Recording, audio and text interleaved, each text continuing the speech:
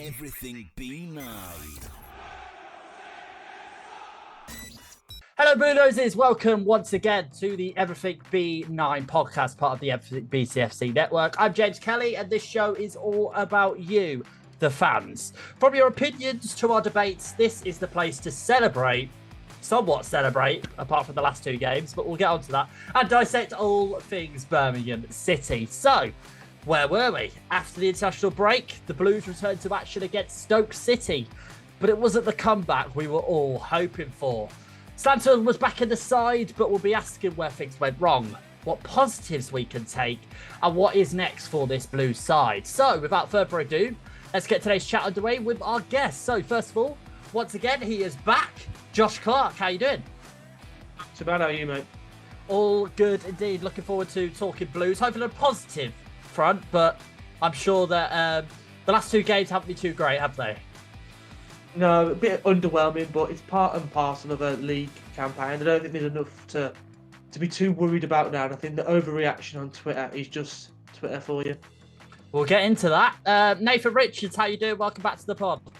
I'm good. It's been, 8-9 months since I've been here, so it's great to be back and finally, back in the Championship. I think the only time I've been on this pod was when we was in League One, so nice to be back. Absolutely, back in the second tier for sure. And he's back, ladies and gentlemen. I don't know how long it's been, but the man, the myth, Mr. Ox, Tom Oxland, how you doing? Welcome back.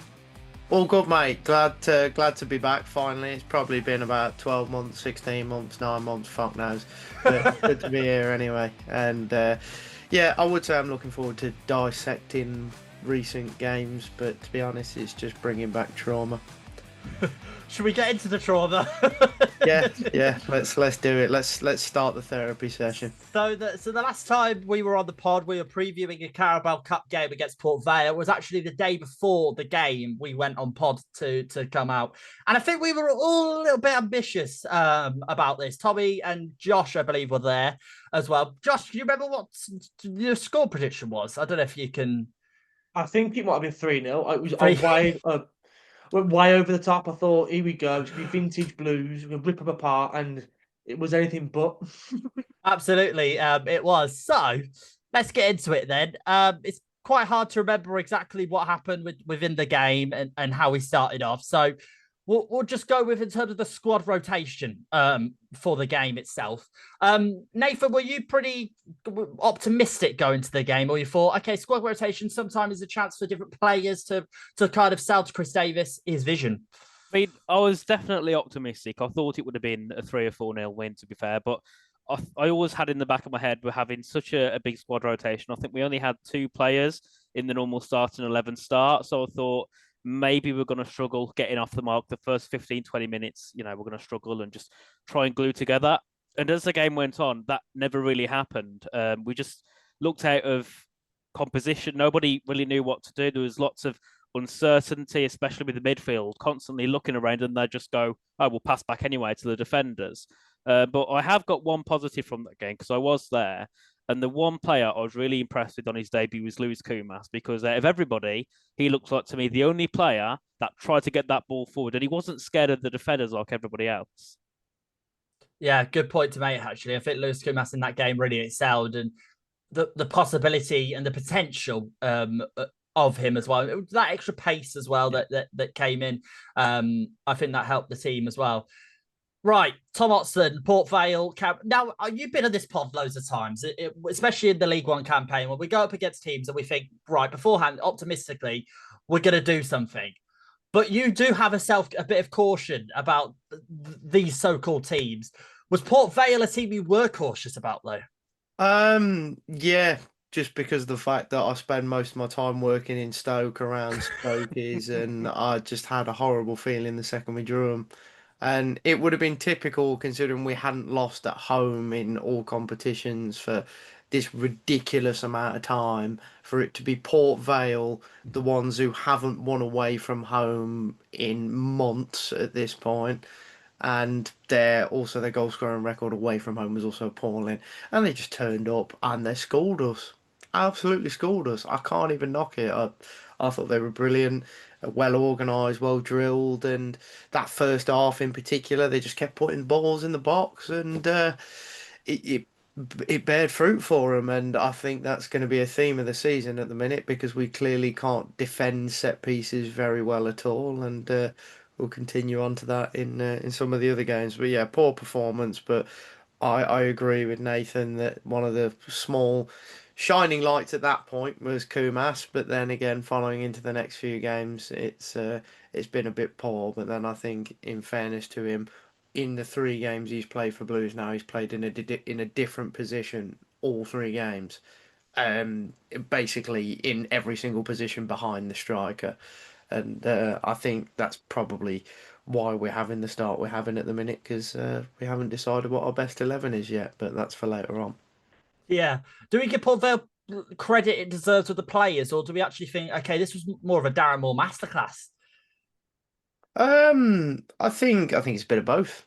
I think you got to give credit to the Port Vale players and also Darren Moore. He's an experienced manager. He's achieved a lot in the game, yet he's still quite really. Granted, he's been around for about 6 or so years now. It's still quite infant in a managerial football career, although some of them aren't even lasting that long these days. As for their players, I probably recognised about 2 names on their team sheet before the Yeah. game. But they just did a really, really solid job. And that Headley, I think his name is, actually scored the Yeah. goal. I thought it was a really, really well taken finish. Can't knock them, and they just done a job on us, and it was a really well drilled away performance. Whereas for us, I think the lineup was, you know, it's the B team. We made like 10 changes, but that team on paper was still ridiculously good in comparison to Port Vale squad. But then again, it just shows that life isn't like FIFA. You can't just build this wicked team and it's just going to go out and play amazing. Like you've got to get players to gel, and unfortunately, I think there's quite a lot of teething issues in the squad at the minute across the board where people haven't gelled yet. So there we are. Was it a mistake of Davis though to rotate the team, Josh? Do you reckon, or did you think no, he did the right thing? We were just outclassed that day.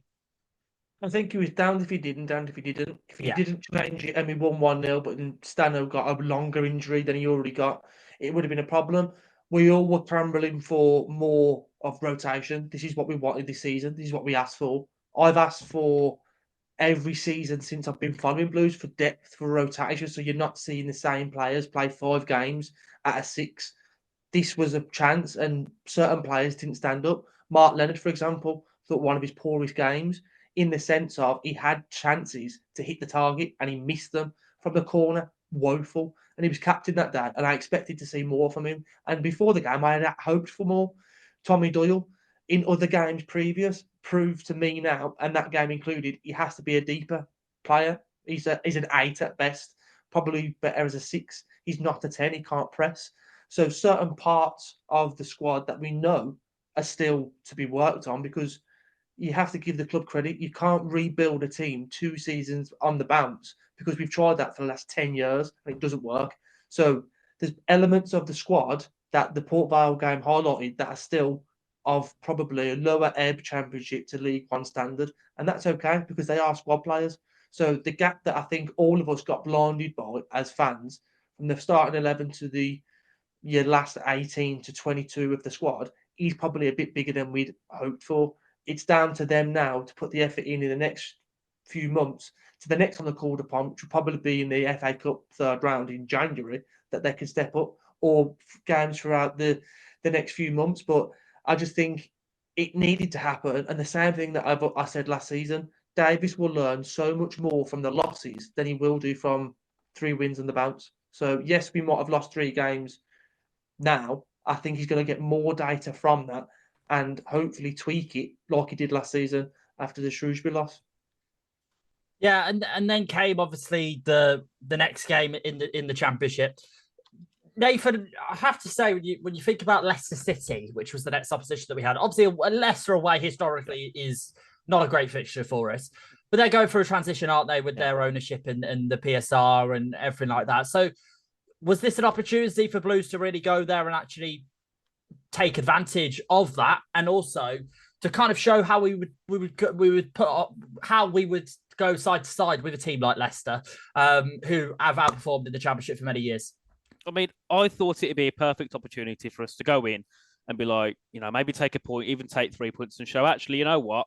We're playing at Hard Stadium away. We've still got a team that can perform because obviously we had a poor couple of games. Of course, we had the Blackburn game, which I think we were quite lucky to come away with anything from that. We had the Port Vale game and then we went straight to Leicester. And that was a chance to prove, you know what? We've had a bad couple of games, but we can bounce back and, push forward. But it was another example, and it was a little bit like what we saw last season as well, even in League One. We were so poor up front. We had many chances where we got the ball into the midfield, we got the ball into their box, and we did nothing with it. I remember watching the match. I think it was about half time. We actually had our ball in their box more than they did in ours, and they still got a couple of goals through that game. I mean, the first goal was a defensive mistake, of course, from I think it was Clara. He's got to make mistakes, but he was ashamed to lose, the lead, to lose anything like that. And normally, once we lose the lead, we kind of bounce back and push forward. But in that game, we didn't. We just still sat there like it was 0-0 or we was 1-0 up. Then, of course, into the second half, same story again. We did absolutely nothing with the ball. We had more of it, but we just created nothing from it.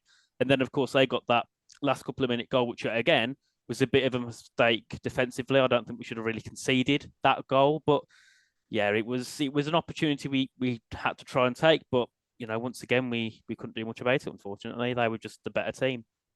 Yeah, you were spot on there, I think, as well, Tom. And you, Nathan, sorry. And you think, Tom, as well, when Iwata made that, I suppose you mentioned Clara, but I think it was both a mixture, wasn't it, of Iwata and Clara making that mistake and not quite clocking. Yeah. It was just a simple ball. Let's be honest, it was a simple ball.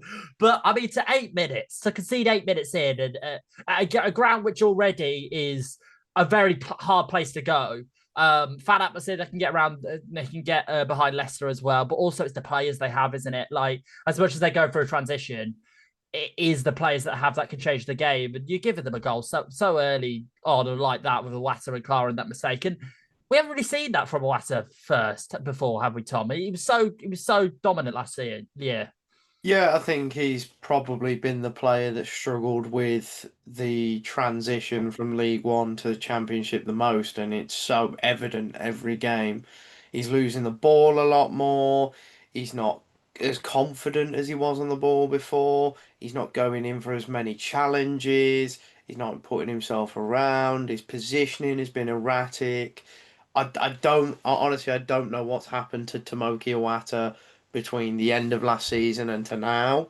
But these things can be quickly ironed out, and I think the main thing is we know the player he can be, and it's not like he's not cut out to face higher quality sides because he had a great game against Newcastle in the cup last season, and Yeah, absolutely. it's games like that that give me a bit of faith that it's just a bit of a rough patch, and I think it's not just him. It probably doesn't help that the squad are in a bit of a tough place, and Tomoki Iwata is one of those players that's at the heartbeat of everything Blues try and do and achieve in every game, and I know a lot of clubs will say if the midfield isn't ticking, then a lot of the time the rest of the squad is going to struggle because it is that main core spine.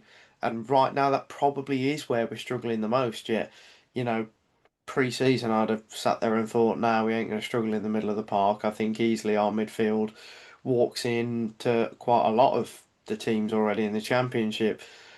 Evidently, that's just not been the case so far. I think physicality has been the problem, but also they just don't look like they know what they're supposed to be doing, and that's the bit that scares me. They just don't look like they know what they're supposed to be doing, which wasn't much of an issue last season.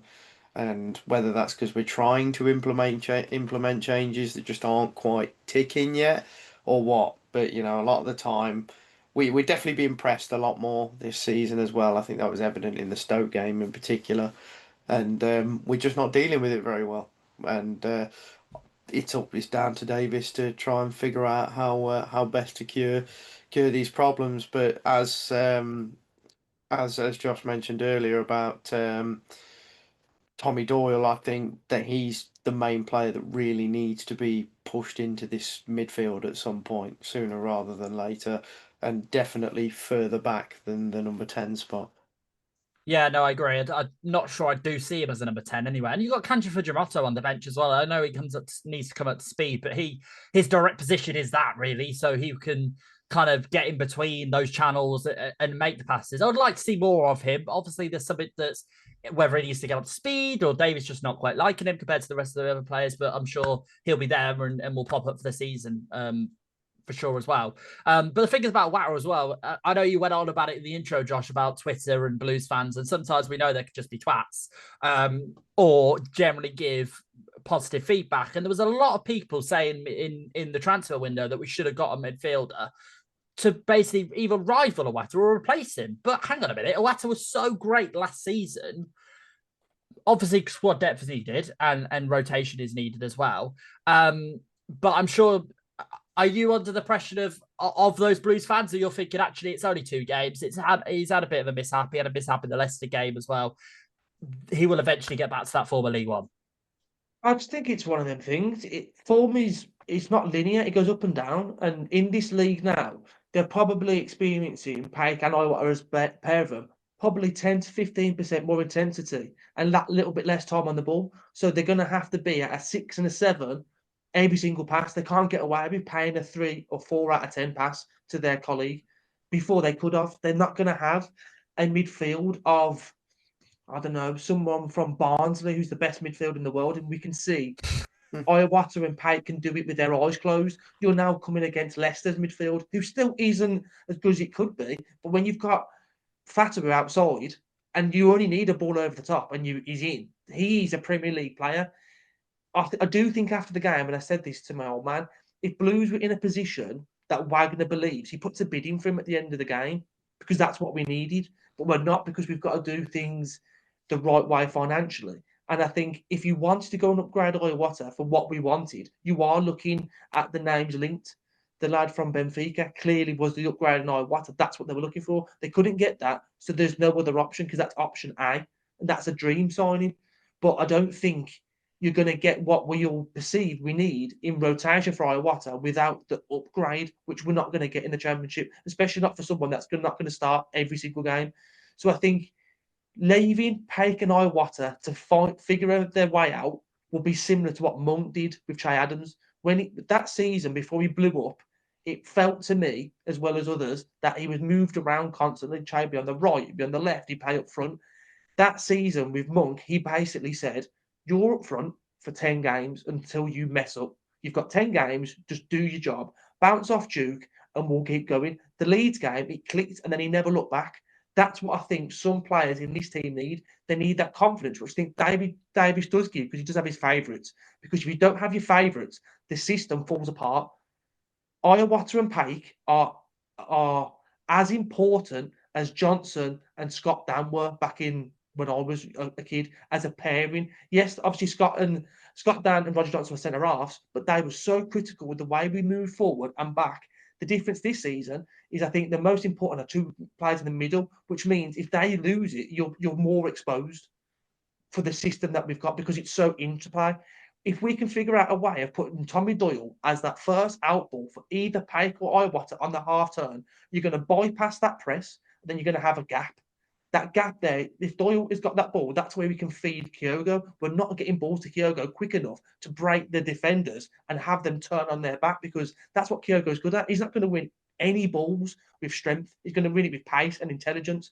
And we just feel like we go sideways because we can't find that little cute ball, which sometimes last season was done by Thor, because Thor would come inward, either in the 10 or from the right, and give that other option and almost be the lamppost to bounce it off. We're not doing that because we haven't got that extra little bit of time or moments which you would get in League One because the midfielders that we're playing against have got the energy. We can't run round players now, so they have to be more cute about it, and they've got to be playing in interplay quicker. But what I hope is Davies can get them to believe that the interplay, the one-touch passing, can work quicker, so then you can get out wide and we can get the system moving. But it's all trial and error, and we've had a lot of new players coming in. We've used Samuels at right back more than Laird. He doesn't play a lot, Laird. He doesn't give you the dog leg approach because you won't overlap the winger, who's normally been Thor, who has no pace. So there's all these different things that I think he's been trying, we haven't found the best system, and I don't know what that best system is because I keep on chopping and changing. 1 week I don't want Dux starting, then I think he needs to. Yeah. So it's all just it's a ingredients are there. We've never had a window like we've had. We've got so many ways to skin a cat. It needs Davies to find it, and fans calling for his head is just pathetic because 18 months ago, 2 years ago, we had Ollie Burke. Calm down. No, we've done a lot.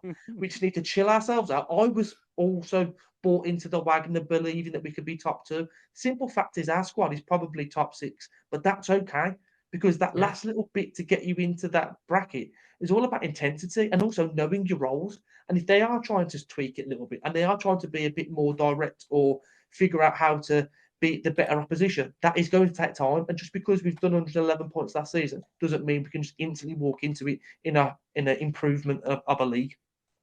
I mean, you're spot on as well. I think Blues fans are very optimistic, like I was as well. I think the media attention as well didn't really help because it was like, okay, they've done really well in the transfer window, top two, here we go. But you've got to think of teams like Bristol City and Millwall who've been fighting for years to get into the playoffs, and for us to go, yeah, fuck off, in we go. It's going to be hard. It's not going to be that easy and straightforward. We will get onto that, actually. We'll get onto more about the aspirations of ourselves and where we see the realistic targets. Just quickly on the Leicester game as well, Nathan, to wrap us up before moving on. Yeah. Stansford obviously was missing, so that was obviously a key factor into the game as well. Was Ricardo Piero very lucky to stay on the pitch, though? I think it was that challenge, wasn't it? Last few minutes in. I can't remember it fully, but yeah, it was a really weird one from what I remember. I'd have to look back at it again to kind of have the full. Yeah, help him out, lads. Yeah. If that's in the Prem, he's gone. Nobody with VAR says that doesn't because he's completely over the ball. And let's be honest, Kyogo goes off after that. There's no way Kyogo goes off. I don't think they might do a different sub, but he definitely gets forced off because of that challenge. It was over the top and it was out of control, really. So that's. And then he goes on to score the winner. Typical. Oh, God. Blues. Typical Blues. Then the international break obviously came on. So is it international breaks? I absolutely bloody hate them when they're so early in the season. There needs to be a way of blocking. I know there has been news in the last 48 hours that have come out where they're going to be 3 weeks of international, but it means then the next block, which would be in the next 3 weeks, I think, then wouldn't exist next season. But there's still 3 weeks at the start of the season. Yeah. So what's your thought on international breaks so early on? And do new recruits from a new transfer window really actually get the extra time to gel because they're just thrown straight in, especially with the way the championship goes? Yeah, I think it's terrible. I don't think it works at all. No. I hate it. I find it really, really depressing. It also ruins the momentum for a lot of teams. It's definitely a very big hindrance. I understand that there's not exactly many right times to be able to have an international break, but I definitely think going gun-ho so early in the season, it just doesn't make sense. If you spread it out more accordingly, it would make a lot more sense. But then there probably isn't. If you actually did much digging into it, I don't suppose there is many solutions of how to get around it other than just moving it to different dates and spreading it out slightly differently. But it's one of them. It's kind of a necessary evil that just isn't going to go away. And as much as we can all hate it, you just got to accept it for what it is, man. And I see these international breaks as a time for football fans to go and indulge in a bit of lower league football and support some of the lower teams. So I think in that sense, it definitely benefits the more grassroots side of the English game. No, you're very right to praise that and mention that as well. Obviously, you get the National League non-league day that comes around as well. I think near the spring or if not New Year as well, which is obviously beneficial in the international break as well. Did it come at the wrong time though, Tom? Yeah, I'd say it did. I'd say we wanted to bounce back quicker, and that's what we did a lot of the time last season. If we did have a setback, of which there was very few, then we looked to bounce back very, very quickly, and we couldn't do that. Instead, we've had to sit there, fester on it, and that's probably done us harm. And you know, if anything, we've gone to Stoke, probably not played worse, but that first half definitely was no better than Yeah. what we've seen, and there was a small improvement in the second half, but I'm sure we'll dissect that shortly. But we're clearly just struggling to mould the best 11 right now, and we're struggling to gel. And I don't think the international break will have done us any favours for, you know, I suppose productivity, but also mentality. Yeah, I think you're spot on there. Yeah. It's always a very story international break because it's great to see what England would do, but it's so early on in the season. So, but hopefully next year we'll see what happens with this new block. But again, 3 weeks of endurance, that's not going to be great, especially if we start off like we have this season. Let's continue the depression, shall we? Stoke City away. Again, a weird ground really to go for Blues. Sometimes we've got that win, a win on a belt, a draw. Is mainly a 0-0 draw, to be honest. When we normally go to Stoke, Stoke have been absolutely amazing this season. We have to give the credit to Mark Robbins, who obviously was a top manager at Coventry. He's coming at Stoke and absolutely transformed them, and fair play to them as well. So it was always going to be a tough game. Stansfield's back in the side as well, which obviously is a positive. Does his return impact the game though, Josh?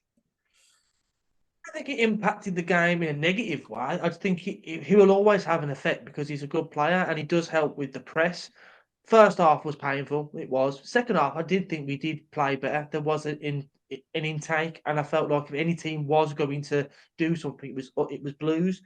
It feels very much like the Shrewsbury game last season. It feels like Davis needs to do something and he needs to find a way to do it. As I said before, I like the idea of trying Doyle there, but his lack of pace is why he's not in the Prem, because he needs that extra yard and a half, and he just doesn't have it.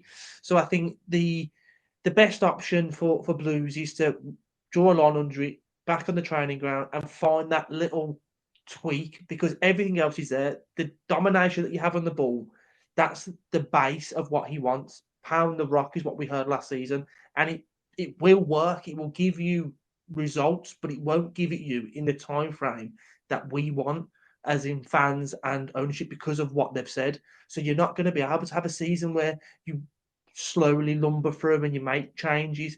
You need to make changes quicker because they're not going to withstand another 3-game losses, because we lose the next 3. How can you look at doing what Wagner has set the gauntlet for? Which moves me on to the next point. I think we have to move that down a little bit. Playoffs is absolutely doable with this squad. They have to find a way to do it last season and grind out results. And you can't grind out results by being fitter than everybody else, which is what I think a big part of last season was. We always would run teams into the ground. You're not going to get that. I've worked at the Leicester training ground. It is unbelievable. And I think we kind of got caught short a little bit. And I think out of all the losses, I think the Leicester loss will annoy Davis more than the Stoke loss, because even though I felt we were better in the second half, I still can't believe we lost to Leicester, because we had all the ingredients, but we just didn't know the tune to put it in. Stoke was a bit different. It needed a bit more. And I do think, as we go back to the lack of a left back, hinders us, because Cochrane just got bullied all first half. He pulled it around second half, and I think he probably saved a lot of face, but the game was already kind of ebbed in the other way at that point. And I feel like we need that marauding midfielder. If we'd had an option to swap a left back for a good left back in the same level as Cochrane, take him at the foreign line, put someone in to replace Iowata who could take the ball and drive. Yes, we all want a Yaya Toure, we all want a Patrick Vieira, but someone in that ilk is what Blues kind of needed, just to skip past and go and take 10, 15, 20 yards and just move the ball that little bit quicker to then make everybody have to second guess. I like the fluidity of the forward line, but we're missing that little bit of a pass. It's kind of been Blues' tag I've used for the last 3 seasons, really, even including last season at points. All fart, no poo. We've got to start pooing quicker. Because I think as soon as you get 1 out, you'll get 2, 3, and 4. And it sounds really sad and really vulgar, but I think Blues are that team. As soon as it clicks, it won't stop. But you've got to get it to click and then know how to get to click quicker. And I think if we can get an early goal, in most games, because of the control, you'll see us win. Yeah. I don't think you'll see us from losing positions very often. It's getting them goals and getting them quick and then relaxing into the system again, because they can play that system like with their eyes closed. And I can't remember what team it was now. It might have been Rangnick at Leipzig. He would get the team up at like 11 o'clock at night, get them all in the training ground, and make them run the shape until 1, 2 o'clock with no football. And they would do it in their sleep. That team could just move in the way he wanted them to, and he'd constantly do that and keep them on their toes. Random alarms and go, right, 3, 4 o'clock in the morning, do the shape. And I think Blues are at that level where the mundane of keeping the ball from you, they can do that. It's finding that next 10, 15%. But all the best teams have that. Pep has that now with City. They can't play the same way as they did last season. They've got to find a slightly different flavour of the same dish. And that's what Davis has got to do. But I think he has the tools to do it. Yeah, no, I agree. The two maddest things I've seen in this podcast is Tom with a pint of milk, and now all fart no poo. It's been a phrase that me and my mates have used for years. It's from my friend who's a Baggies fan, and he said it for years about Baggies. So I think it fits. Yeah, Scott Hogan was the prime example for that. All fart no poo. But I think Blues are a little bit like that. We look good on stats. So for stat geeks, they love us because we dominate the ball, and we don't ever look like we get battered because we have so much dominance. But we've got to convert that into worthwhile. Looking at the passes, we do 400 minimum each game. Brilliant. But if only 3 of them in the opposition's half is pointless, or in their box, for example, you need to get that ball in the killer areas more often than not. And I think finding a way to be more direct in that final third will be the key to Blues this season. yeah, no, I think you're spot on as well, because there's a lot of side to side, especially with Davis in the football. And as much as I like it, and I'm not trying to be like those standard 4-4-2 fans and get the ball in the box kind of thing, but they're brought in. We don't have that Dukey anymore. We don't have that X factor, but we've got Dutch who can do a similar thing. And I'm not trying to compare us to Premier League or whatsoever, but you saw that in Nick Guatemade's debut for Newcastle, where he wasn't just that 6'6" striker. He would actually come in and win the ball and pass it off. And I think Dutch could do a similar thing to that. I think he's not just your target forward. He is a lot of the days nowadays. The strikers are so much more creative as a tall player as well. And I think Dutch is that spot. And I'd love to see more opportunity from him as well. But Kyogo is not annoying me because you got to go back to before he even signed for the Blues, where any Blues fan would take him in a heartbeat from his record at Celtic. Obviously, he went to Rennes in I think it was Rennes in France, and that didn't quite materialise. But that's fine. That's one season. You can't forget his goal record. However, Tom Oxland, is it worrying that Kyogo is either one, getting no service, or two, when he takes the chances, he's not really scoring them as much as he did at Celtic? Or is it just the Championship's a different league to Scottish League? It's really weird, but probably a mixture of everything. First 2-3 games of season, Kyogo was getting gifted chances left, right, and centre. Like Ipswich, fucking Sheffield United. Almost every game we played in, probably not any of the away games in fairness, because we've set up a bit differently, but certainly all the home games, he's had a lot of chances and just not quite converted as many as he should have. But do you know what? It's still early days in the season. Yeah. I think the thing is with Kyogo, he needs a run of games, starting regularly in that number 9 position, but it's hard for him because of the competition he's got around him, who also deserve to be wearing the shirt at the same time. So it's a good problem to have, but it's also a really tough one to try and find the best way to deal with. And his quality is no doubt, but yes, I do think there is definitely a difference in quality between 10 out of 12 Scottish Premiership clubs compared to the Championship.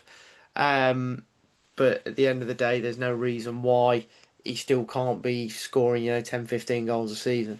And I think we're still going to see a good run for him at some point. But the biggest issue for me right now is Blues just genuinely don't know. Chris Davis just doesn't know his strongest squad.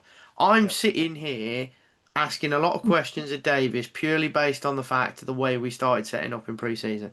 And I get pre-season's pre-season. It's mainly about fitness, but you do start to put some building blocks in place. Let's be honest. So you look at the Burton game or the Port Vale game, particularly the Port Vale game actually, where you're playing Paik in a more attacking role where he's interchanging between the number 10 and the wings, and you've got Doyle and Iwata in the holding midfield role. And he did similar at Burton as well. And then we've come into the season and that's totally been scrapped and we've gone for a totally different approach. And now we keep chopping and changing it. Like that Leicester game, I was so confident going into it. Then the second I saw the lineup, I text one of my best mates who's a Leicester fan. I said, "Don't worry, you've got your 3 points. Don't stress." Why though? What made you have that opinion? Because I'm looking at that forward three behind the striker and I'm thinking, seriously, Williamson and Kumas? Yeah.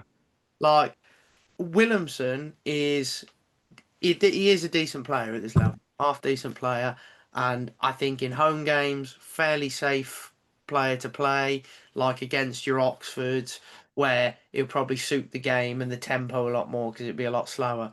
But we're trying to break down a Leicester squad and we're trying to hit them on the break because unfortunately when we do have the ball, they're just sitting back and we can't break them down, and they do have an awful lot of quality in the side.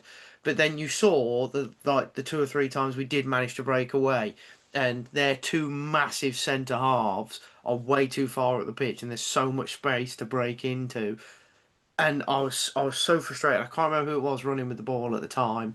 I think it might have been Kumas, and you had Gray breaking away down on the left, and then you had Williamson breaking away down on the right. Gray was the obvious pass at the time, and I don't know why he chose Williamson. Yeah, I know what you mean. I know. I think I remember exactly what Yeah, it it was. goes to Williamson, and that's it. Slowed down. Game's gone. They're all back, and I remember kicking the shit out of my chair at Leicester, and it was so frustrating because I feel like we just need to be a bit smarter in those areas of the pitch. But then I feel sorry for Kumas because again, play 3 games in 3 different positions.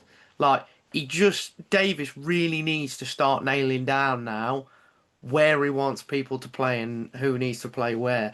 And I think right now we're starting to show the areas that should have been strengthened in the window that haven't necessarily been strengthened. And we've probably over strengthened in certain areas, like up front, where we've got 3 strikers now that all 3 deserve to be starting.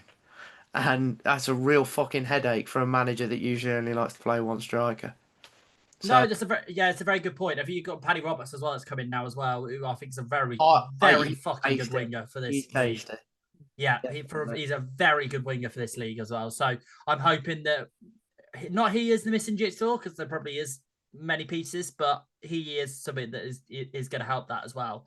But Nathan, as well, to come back to you, is this a not a bad start? Because I don't think it has been awful mid-table. I mean, we could be bottom of the league, you know what I mean? But you mentioned pre-podcast as well, almost nearly bottom of the XG, and it is. I know people go, "Oh, what stats," but that is a main thing, isn't it? Really, if you can't find the net on target to not even score, but just even make the keeper work, that's a problem. Yeah, I think 2 of our biggest issues so far is getting the ball in the box and converting something, and also our set pieces. Every time this season we've had a set piece, like we've had to defend one, I'm worried. I'm like, it's going to go in. Something's not going to go right because it seems like every time we defend a set piece, we try something different. I think it was the one where we had the Stoke goal. There was no zonal marking at all. It was everyone kind of all over the place, and you saw as soon as it went in, it was going straight in. Walsall couldn't get to it. There was people everywhere. It wasn't going to happen. And I think that's something we need to sort out. I think we had a few issues with it even last season in League One with our set pieces, especially on the attacking. I think at one point we had one of the worst conversions, but for actually scoring on a set piece from corners. So I think that's something we need to look at. And I think sometimes because of last season, how easy it was just to control, sit with the ball, get a goal, and then just sit there. This season, that ain't the case. And I think Davis has got to find that perfect, I'd say, those at the front 4, the striker and the 3 behind, and then get that midfielder that can push forward, because that's what we need. I think the issue is no one seems to know what to do. We're moving around constantly. We've had Stansfield starting up front, Kyogo, Duck. We've had Dykes in some cases, and further back we've had Williamson, Kumas, Gray, Anderson, Roberts. It seems like he's still trying to figure out what that perfect front four is. I think once we've got that and once we click, we'll be a very, very strong force. I think a lot of teams will be scared to play us, but until then, teams will be benefiting off that because they know we're doing nothing up front, so they can just try and push forward themselves. And obviously for Stoke, unfortunately, it works Leicester as well. So yeah, I'd say on paper a bad start, but I think the reason it also looks worse is because the media are like, oh, these are going to get top two. These are going to be third or fourth. You know, they're going to be the next Ipswich, which I don't think many Blues fans thought was the case. I think there was a few, but most of us know that playoffs are doable, but it's going to take some time to get into a position where we're like, right, we can go for top six. We need to figure out that starting 11 first. I think me and Josh agreed actually this time last year on the pod, saying that we're happy to take top 10. Just take a year in the championship. Chill out. Find your feet, find your form, and then really go for it. You don't need to rush. I mean, look at Leeds at the moment in the Premier League. They had done so well in the championship and they've gone up. There still is that gulf. They've bought it very well, but there still is the gulf. And it'd be the same. I wouldn't want to just get a rush up to the Premier League and then you might end up in PSR and all. Take your time. I'm happy with top 10. So, but yeah, that is the media. The media will always swing it because of the American fan base. And it will, unfortunately, because of Tom Brady being so massive and popular, that also doesn't swing our way as well with that when it doesn't kind of go our way per se. But let's keep it positive. Our home form was excellent last year. Obviously, we had EFL records smashed up. So Swansea at home and Coventry away. First of all, actually, let's talk about this. Coventry away. How shambolic is it of Coventry? And I know Josh and Tom, you're probably very passionate about this most, about the ticket prices and the allocation. Yeah, it was pretty vile.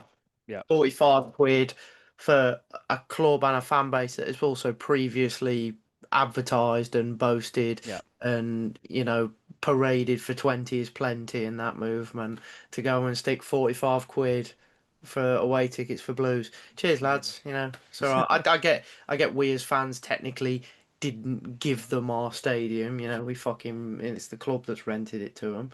But still, we did. At the end of the day, you know, I've had to go to St Andrews away and sit in the away end and look at some fucking sky blue knob in my seat. Like, you know, just a lot of little things, but I just think 45 quid, you know, you're taking the Michael of a club that you know is on the up. I get it from a business perspective. It is smart. You're taking advantage of a local derby, sort of. I don't like calling it a derby, but technically it's a Midlands derby, if you will. And also a big fan base that you know is going to sell out pretty much every game. So it's a shame, but are you really surprised? You know, football is all about making money these days, and it's all a lot of the football clubs care about. So they'll take advantage of it where they can. And let's not sit here and make out like Blues' away ticket prices are fantastic either, because most games we're charging fans 30 plus. So, you know, I can't really talk in all honesty. It's not nice, but what can you do about it?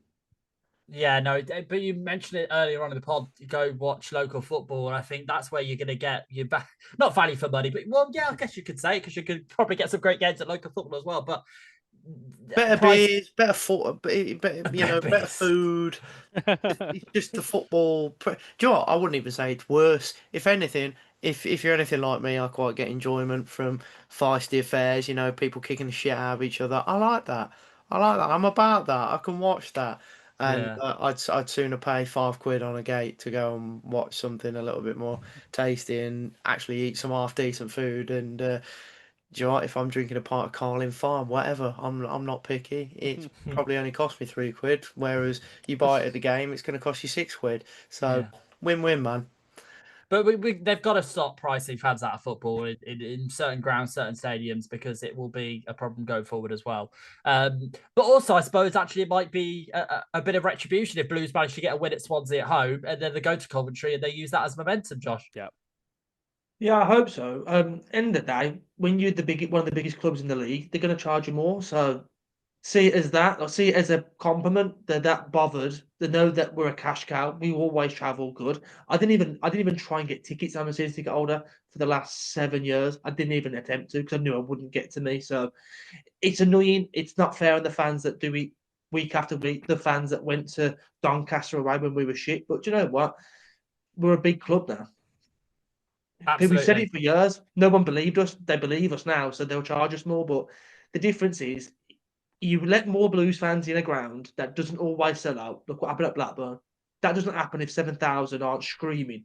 That picture that's been released with the ball boy, he's fuming. You've got all the Blues fans, and the best thing about that picture, not a single camera or phone is out. Yeah. Everybody's in the moment because it's a proper club.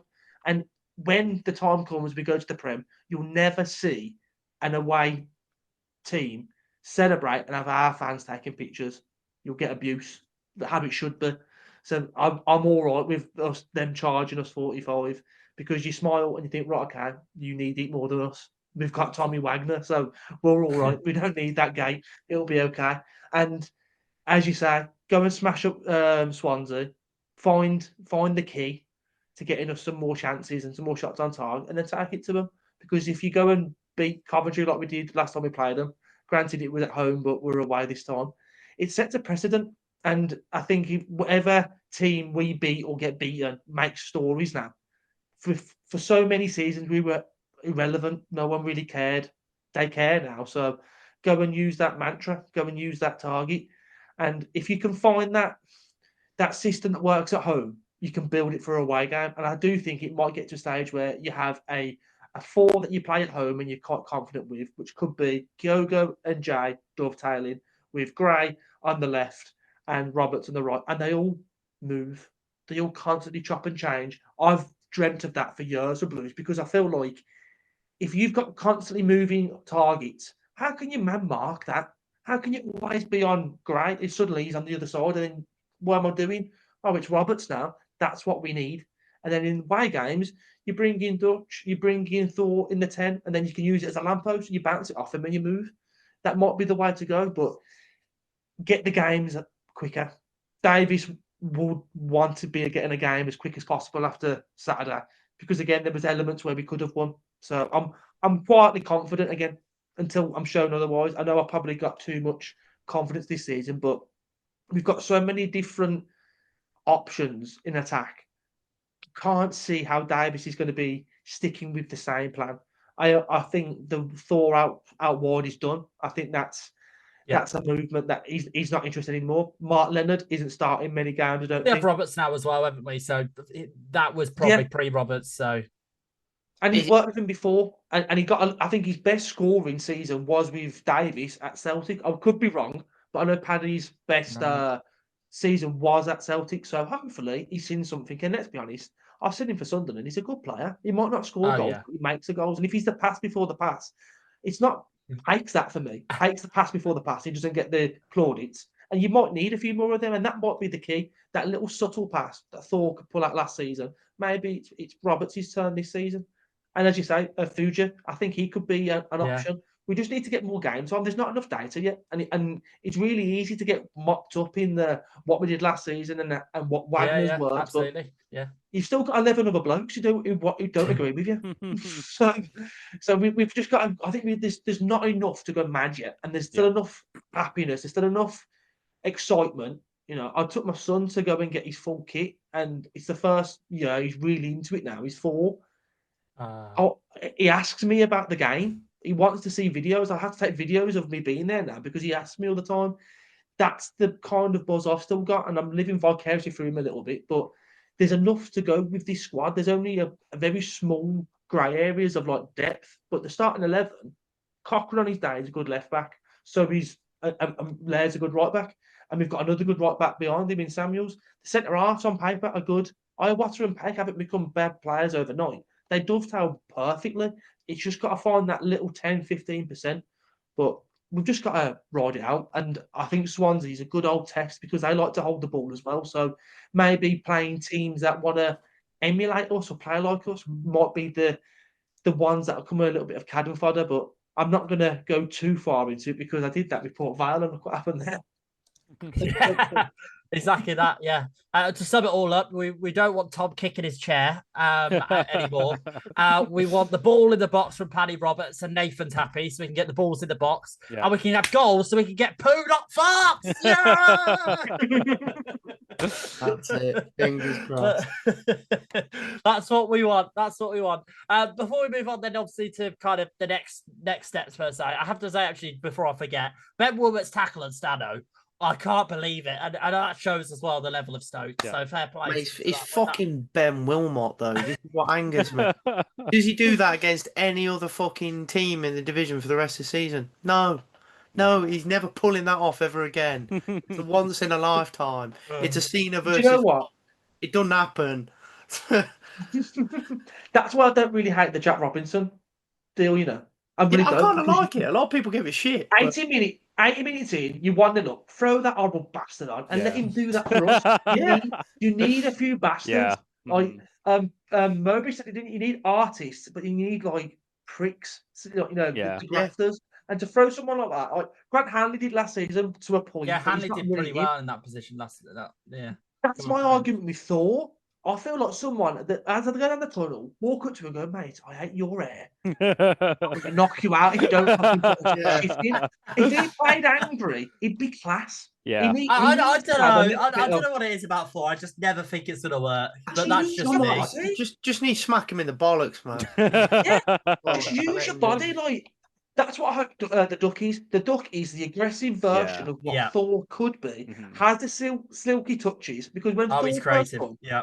Will said if you put him up top and you keep it pumping him, he could be a Berbatov with some of his touches, his movement. Yeah. But because he hasn't got that, he hasn't got elegance and he hasn't got like drive, he's got to use aggression because he's massive.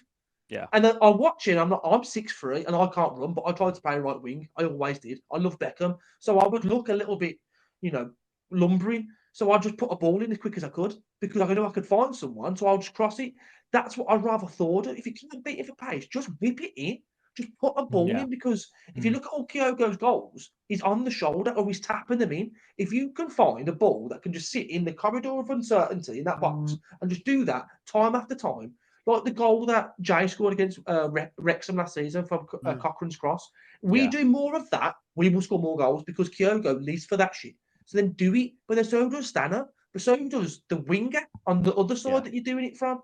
So if we just do that and incorporate that into the team, I think we'll be laughing. A bit more Ange and a little less Davies is what I said last season. And I think the same's now. A bit more gung-ho and a maverick. My mates will say the same. They want a maverick. We get into positions where you've got an eye. Just take that shot. Hit it once. You only need it once a game. One of you say, I'm taking a dickhead shot, because everybody expects us to pound the rock, cut it in from deep, and then go around again, and then do that, and then try and get a cute ball in.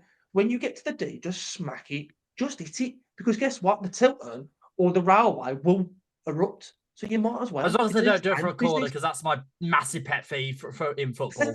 when it goes from a corner, and then you've got half the time the Tilton will go shoot, and then you just got one. You've got one player, and you just hear it, oh, and then boom, it flies over the fucking top of the crossbar. I did one as a kid. I was in the cop, and Mwamba from the corner. And I shouted, everybody burst out laughing. My dad was like, don't do that again, but that was a good one. All game, everyone kept on shouting it, don't shoot, pass it. And do you know what? He could pass a ball, but he couldn't shoot a ball for shit. He could pass it 5 yards, but he couldn't hit it from 30 yards out, that's for sure. No, for sure. Let's wrap up then with our predictions for the next two games. And also, Nathan, you wanted to highlight more on your prediction for the league as well, campaign. Where do you think Blues sit? I think it's a difficult one. I think at the moment you're looking at probably either just in the playoffs or just outside. Obviously, I think every Blues fan wants to see us in the Prem, but I kind of hope we don't do it this first season. I think we need a little bit more building up to do before we can go into the Prem, and I think actually try and do something. I think if we go up in the first two seasons, we'll struggle, but I'd rather go in and have a chance than go in and finish 20th and score 10 points in a season. So I think between 6th and 9th, I think it'll be. It'll be one of those where it comes down to the last couple of games. You've got teams all around you who are going to play each other, and it's got to get a bit scrappy. And you don't really know who's going to get into that top 6. I think we'll just be in that little group. Yeah, I think you hit the nail on the head there. And also, I think this drought, as we call it, won't happen for long. No. It will eventually get clicking. We'll eventually get the poos and not the farts, and we'll eventually start. I'm gonna keep fucking saying that now every fucking time. I don't want the poos. I want the fucking diarrhea, man. I want the run. I want the 6-game run of wins. Absolutely. Somebody give Kyogo some fucking laxatives, man. Let him get diarrhea. Oh god. Tom, where do you think you see us then? Swansea at home and then Coventry away. I think Swansea at home. I think it'll be tight, but I think it's going to be one of those sort of form changing results where it's not going to be easy because they actually look a really really good outfit, Swansea, this season, and I want to say I'd take a point, but we really do need 3 points, and I think we're going to be so heavily reliant on our home form this season if we really want to push. So I'm gonna edge us for a 1-0 win because I think we need a clean sheet as well. Really, which one, Swansea or Cov? Swansea. At Swansea. Yeah. No, I edge us for a 1-0 win at Swansea. Cov, I'm really not optimistic for that game at all. I never am whenever we play Cov away. At home, I have optimism. Away, no. My inner optimist is saying 1-1 and we could nick a point. I'd say realistically, I'm gonna say 2-1 Cov. Yeah. Okay. I mean, Coventry are very good, and it's an interesting one because we want to be better than Cov, but it depends on the Swansea game. I think if we win the Swansea game, that gives them momentum. But if we get a draw or lose that, I think you're going to be right with that. Nathan, what do you think? Swansea and Cov. Swansea, I think again, like Tom said, it's going to be a tough game, but I think we've got to take 3 points. I don't think we can settle for a draw or loss. It's just that's not going to end well. I think also there's a few fans that tend to jump on the bandwagon a bit too quick, and they'll start getting a bit aggressive, a bit angry, and that's the last thing that the players need.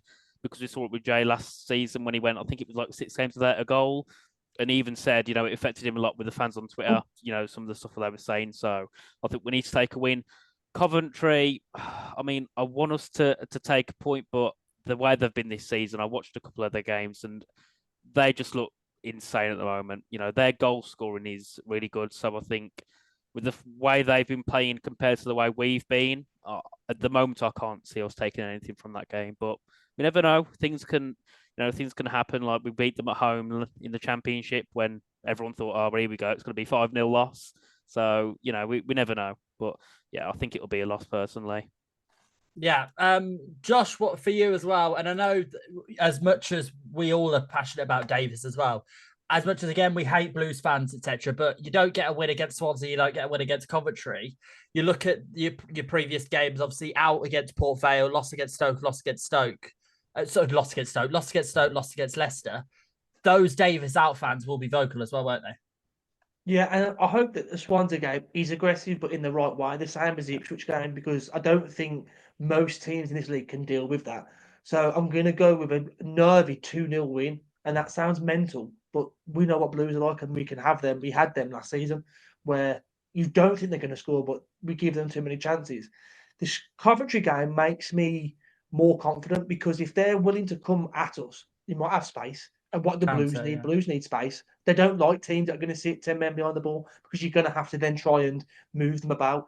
If they've got a team that's coming at them, willing to do what we can do on our good day, you might be able to find some more space. And I don't think Lampard can deal with the rivalry or the derby if you make it one.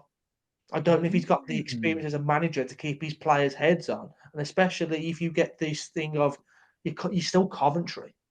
Because they are just Coventry. They're not someone to be worried about. They're not, to my knowledge or to my feeling as a club, someone that we have to worry about, because, as you say, we battered them when they were at our place. Last time I was in the Championship. Yeah. Look, I don't really worry about them too much, because a derby is a derby. Same as Baggies. I don't ever worry about them in a derby, because it doesn't feel like it's that for us.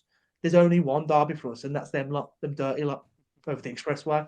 So I don't really see it that much. They're a good team, but when it comes to that, I don't know if you've got the experience in Lampard to get through that. So I'm quietly confident, providing we do a performance like we did against Ipswich at home to give them that boost to go into it. If we've lost against Swansea, it's probably the worst game that Davis could have, to be fair. So it could go either way. But I'm quietly confident. I'll go 2-1 at Coventry and 2-0 at home. Okay, yeah, I kind of like that as well. I think I think we will finally win against Swansea. I think it will be a 2-1. And then against Coventry, I don't know what is the game on Sky for Coventry, or is it just a standard? Yeah. We've got back. Okay, Joe, what? It's a midweek, isn't it? Not midweek. It's a early lunchtime for both both Saturday fixtures, which I do love. I do like an early kickoff. I don't know why, but I do. Means I can get on the train at like 7:30 in the morning with a 4-pack. Get on the piss at 7:30. Get on the piss. Yeah, I ain't driving on Saturday. Because it's a 12:30 and I think it's on Sky. I think it might be like a 3-2 or something. I think we go from no goals to absolutely goals galore. A frenzy. Yeah. I think I'm gonna go 2-1 Swansea, and I'm gonna go 3-2 Coventry. I think Coventry will beat us, but I think we will put up a fight. And let's hope that we get 6 points out of 2, because then that will really excel things. But there we go. That's it for this podcast. Mixed fortunes for Blues before and after the international break, but there is chances in the future ahead to bounce back. Once again, my thanks to Nathan, Tom, and Josh for coming onto the podcast. On their socials will be their handles below as well, so make sure to check out that as well. And do stick by us as well, where we will be previewing hopefully a Swansea win and a Coventry win in the next podcast, as well as talking all things and all the drama that happens at Blues as well. But from me, we will see you next time. And as always, keep right on.